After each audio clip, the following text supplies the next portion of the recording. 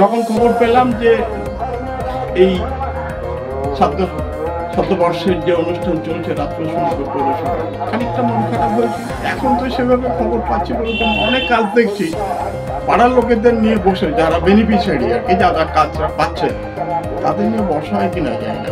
কিন্তু উন্নয়ন করতে গিয়ে আমার যেটা মনে হচ্ছে মানুষের যে ইনভলভমেন্টটা সেইটা কতটা আছে আমার তো মনে হয় খানিকটা কমে গেছে।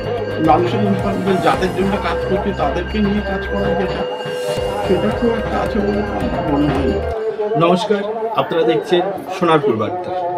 রাজপুর সোনারপুর পৌরসভা শতবর্ষ উদযাপন হয়ে গেল জাঁকজমকভাবে।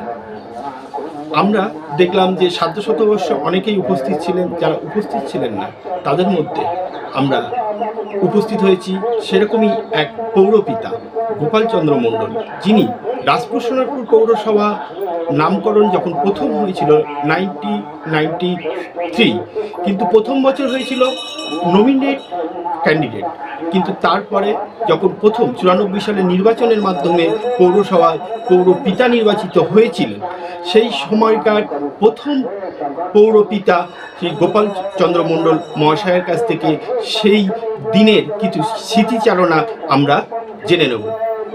চলুন মুখোমুখি গোপালচন্দ্র মণ্ডল। স্বাগতম সোনারপুর বার্তায় গোপালবাবু আপনাকে। আচ্ছা, এই যে রাজপুর সোনারপুর পৌরসভায় যে শতবর্ষ অনুষ্ঠানটা উদযাপন হয়ে গেল গত এপ্রিল 1 তো এই যে শতবর্ষ, সেখানে আপনিও কাজ করেছেন, আপনি অনুষ্ঠানে আমন্ত্রিত ছিলেন? না, আমন্ত্রণ পাইনি, আমি পাইনি। তো আপনার কি এই অনুষ্ঠান মানে এই এখানে আপনার তো হলো দীর্ঘ 15 বছর আপনি এখানে কাজ করেছেন। এই 15 বছর যে কাজ করেছেন এই পৌরসভায়, তো সেই রকম একটা পৌরসভায় একটা শতবর্ষ উদযাপন হচ্ছে, আপনার অনুভূতি কেমন? অনুভূতি বলতে আমি যেটা বুঝি, রাজপুর সোনারপুর পৌরসভা যখন থেকে তৈরি হয়, প্রথম যখন হলো, এটা তো শতবর্ষ যেটা হচ্ছে সেটা তো রাজপুর সোনারপুর মিলে, রাজপুর এবং সোনারপুর মিলে রাজপুর পৌরসভা। আর আমাদের এখান থেকে যখন পৌরসভাটা তৈরি হলো তখন 93 সাল থাকে। আমি 94 সালে প্রথম ইলেক্টেড মেম্বার, তখন থেকে পৌরসভায় রাজপুর সোনারপুর পৌরসভার প্রথম আমি এই ওয়ার্ডের কাউন্সিলর ছিলাম। তো যখন খবর পেলাম যে এই শতবর্ষের যে অনুষ্ঠান চলছে রাজপুর সোনারপুর পৌরসভা, খানিকটা মন খারাপ হয়েছিল। আবার ভেবেছিলাম এত সময় পাইনি তারা বলতে, আমার অনেক বিগত 9 সালের পর থেকে তো আমি নেই, সেই জন্য একটু মন খারাপ হয়েছিল। মানে নিয়েছি। আপনি এই যে দীর্ঘ 15 বছর এই পৌরসভায় যে কাজ করেছেন এবং যে চেয়ারম্যানের আন্ডারে কাজ করেছেন, সেই কাজ করার অভিজ্ঞতা যদি আমাদের দর্শকদের একটু শেয়ার করেন। তখন পৌরসভা প্রথম তো আমাদের অনুভূতিটা ছিল অত্যন্ত ভালো, একটা ফ্যামিলির মতো আমরা যারা ছিলাম। নতুন পৌরসভা, অনেক কাজ, পঞ্চায়েত সবে চলে এসছে, অনেক কাজ করতে হবে, কিন্তু রিসোর্সটা অনেক কম ছিল। তখন পৌরসভায় টাকা অনেক কম আসতো।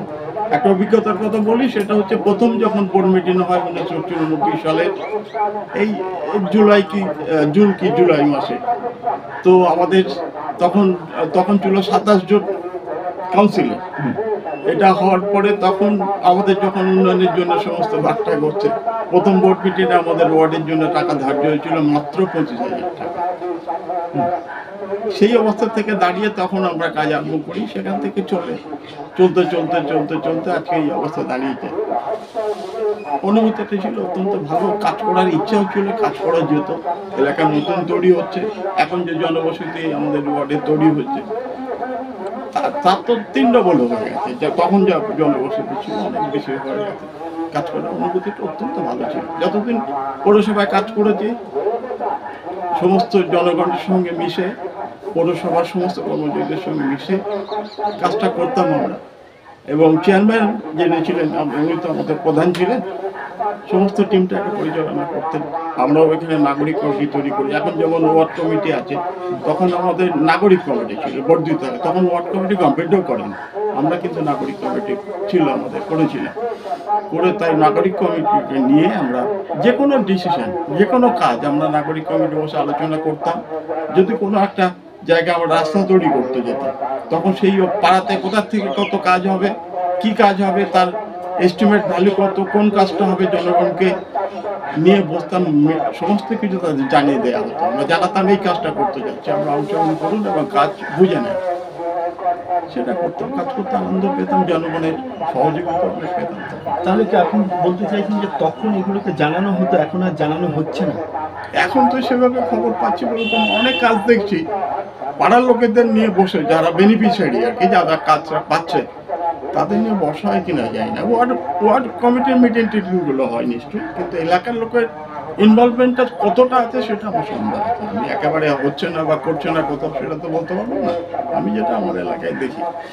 আচ্ছা, আপনি যখন পৌর পিতা হলেন প্রথম, তখন এই ওয়ার্ডটা মনে হয় 10 নম্বর ওয়ার্ড ছিল। 10 নম্বর, প্রথম ছিল 14, প্রথম 14, তারপরে 10, তারপরে 10, আর থার্ড টার্মে 11। সেই 11টা এখনো রয়ে গেছে। 11।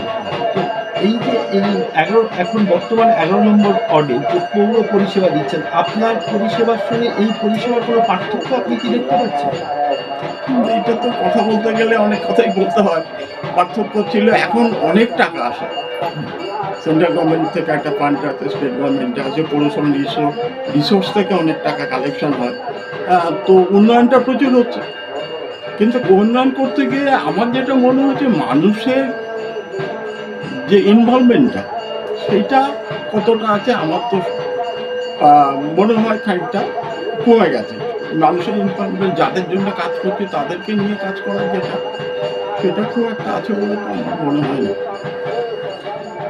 আচ্ছা, আপনি জীবনবাবুর মতন ক্যান্ডিডেটকেও হারিয়ে পৌরপিতা হয়েছিলেন। হ্যাঁ, প্রথমবার জীবনবাবুর মতন, পরে উনি বিধায়ক হয়ে উনি এগিয়ে গেলেন, কিন্তু পরে আপনি কেন আপনার এই পরাজয়, এটা কি বিশ্লেষণ করেছেন? দল কোনোদিন ভেবে দেখেছে? পরে দল তো আমার চলছে, আর এখন বলতে গেলে ইলেকশনটা মানুষের কতটা অংশগ্রহণ করতে পারে, কতটা ভোট দিতে পারছে মানুষ, স্বতঃস্ফূর্ত যে ভোটটা দিতে পারছে সেটা নিশ্চিত আছে। তারপরে জনগণ চাইনি বলে হয়তো ভোট দেয়নি। নতুন নতুন অনেক লোকের বসতি হয়েছে। নতুন আমি যখন ছিলাম, আজ থেকে 9 সাল পর্যন্ত ছিলাম, তখন যেসব লোক এখন এসে যারা ভোট দিল, 21 সালে 22 সালে যেটা আমাদের ভোট হলো, সেখানে সেই অনেক লোক তো বেড়ে গেছে, নতুন অনেক লোক চলে এসছে, আবার অ্যাক্টিভিটিস বা কাজ শুনেছে। ভোট আসলে তো অন্য কোনো অভিযোগ নেই, ভোট মানুষ দিতে পারেনি, দেয়নি, এটাই। আচ্ছা, আপনার পরবর্তী দুটো পৌরপিতা এবং এক পৌরমাতা পাওয়া গেছে, একজন অনিমা মণ্ডল, একজন কিশোরবোধ মণ্ডল। তো দুজনের কাজের ধরনে কাকে আপনি এগিয়ে রাখতে চাইবেন? এগিয়ে রাখার মধ্যে কিছু আমি দেখি না, দুজনে ভালো ভালো কাজ করছে, অনেক কাজ করছে, কাজ হচ্ছে। কাউকে তো কম বেশি আমি বলতে পারবো না, ভালোই দুজনে কাজ করছে। এখন সাধারণ মানুষ যে পরিষেবা পাচ্ছে, আপনার কি মনে হয় যে এর থেকে আরো বেটার পরিষেবা এরা পেতে পারত? এইটা খানিকটা বলা অনেক মুশকিল। মানে আমরা কিভাবে কাজটা করছে, কত টাকা আসছে। হ্যাঁ, আমি যদি থাকতাম, তা আমি মূলত চেষ্টা করতাম জনগণকে অংশগ্রহণ করাতে।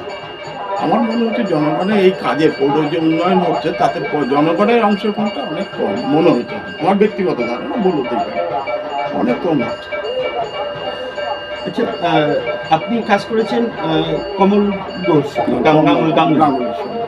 গাঙ্গুলি চেয়ারম্যান ছিলেন, তারপরে এলেন ইন্দুভূষণ বর্ষাস, তারপরে হলেন পল্লব দাস।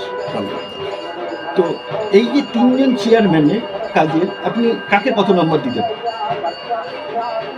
এটা ওনাদের সঙ্গে আমার পরিচয় খুব একটা বেশি ছিল না। কয়েকবার গাছে মুখ চুনে কথা বলি, কয়েকটা অনুষ্ঠানে দেখা হতো, কিন্তু নাম্বার দেওয়ার মতো অবস্থায় আমি নেই। আমি তাদের সঙ্গে সব তো জানি না কি নাম্বার। না, আপনি তো প্রশাসনিকভাবে যুক্ত ছিলেন পৌরসভার সঙ্গে, পৌরসভার কাজের সিস্টেমটাও আপনি জানেন। তবে তবে আগে আগে যে দুজন ছিলেন, একজন তো মাস্টারমশাই ছিলেন, মাস্টারমশাই ছিলেন, এখন যিনি আছেন উনি নিজে ডাক্তার, এমবিবিএস ডাক্তার, বা আরও হয়তো তার ডিগ্রি আছে। ঠিক আছে, আমি আলাদা করে বাঁচতে পারবো না, এই বাসাটা আমার সম্ভব না, বা বাঁচবো না আর কি। ঠিক আছে, ভালো মানুষের সঙ্গে ভালোই, তাদের কোনো চেয়ারম্যান হিসেবে কোনো দুর্নাম আমি দিতে পারবো না, আমি শুনি। এই সামনে বিধানসভা ইলেকশন, তো আপনার দল কি কোনো সাংগঠনিক কোনো শক্তিশালী করার দিকে কোনো নজর দিচ্ছে? প্রচুর চলছে, প্রচুর কাজ চলছে।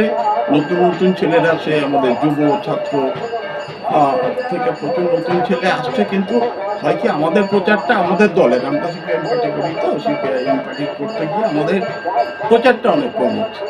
এখন যে মিডিয়া এত, এই যে সব এত এত প্রিন্ট মিডিয়া, তারপরে এখানে আমাদের এইসব তোমাদের এইসব মিডিয়া এত বেশি করে প্রচার হচ্ছে, সেখানে কিন্তু আর মিডিয়াটা আমাদের যে ধারণা, সেটা হচ্ছে মিডিয়া কারা পরিচালনা করে, কাদের নেতৃত্বে। মিডিয়া তো ইন্ডিভিজুয়াল হয় না, তাদের একটা মালিক থাকে, তাদের কথা প্রায় শোনা যায় যে এদের দেখা যায় না, কোথায় খুঁজে পাওয়া যায় না। মিডিয়াতেও বলছে, পেপারও দিচ্ছে, মিডিয়াতে বেশি করে দিচ্ছে, সেটা মানুষের কাছে চলে যাচ্ছে। কিন্তু আমাদের কাজ চলছে, কাজ আছে, কাজ চলছে। অনেক ভালো ভালো ছাত্র নেতা, যুব নেতা বেরিয়ে এসেছে, তারা কাজ করছে, আর মানুষ তো বুঝতে পারছে।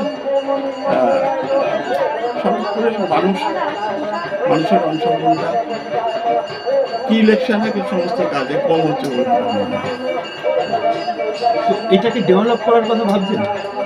আমাদের পার্টি চেষ্টা করছে, কন্টিনিউ চেষ্টা করে যাচ্ছে। ত্রিমুখী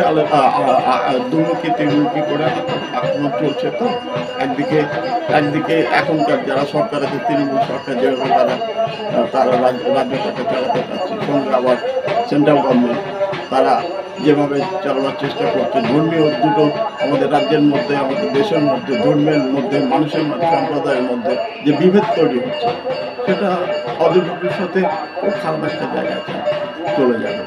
দেশ স্বাধীন হওয়ার পর থেকে যারা হিন্দু মুসলমান সমস্ত শ্রেণীর লোকেরা মিলে দেশ স্বাধীন করেছিল, তারপর চলছিল।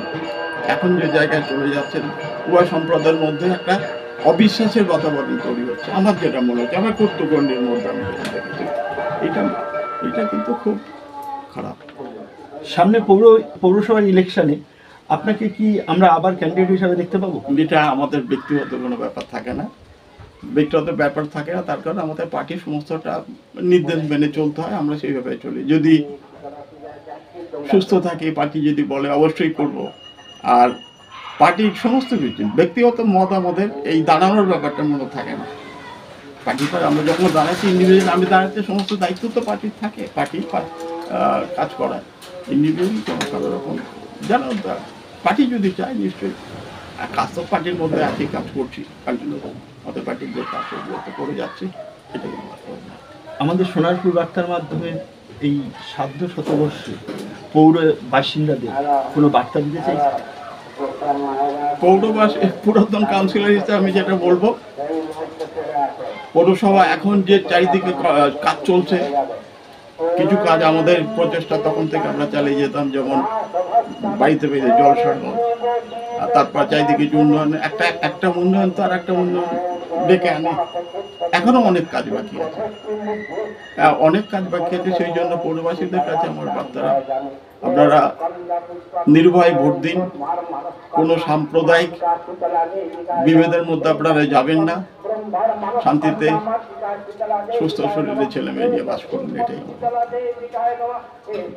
অনেক ধন্যবাদ আপনাকে, সোনারপুর বার্তার তরফ থেকে আপনাকে অনেক অভিনন্দন। সুস্থ থাকুন, ভালো থাকুন। অনেক ধন্যবাদ গোপালবাবুকে, এতক্ষণ আমাদের সঙ্গে ছিলেন প্রাক্তন কাউন্সিলর গোপালচন্দ্র মণ্ডল মহাশয়। এই সাধ্য শতবর্ষে আমরা আগামী দিনে আপনাদের সামনে উপস্থিত করব এরকম আরও অনেক পৌর পিতা, পৌর মাতাকে। মুকুলিকার সঙ্গে আমি মানস, সোনারপুর বার্তা থেকে।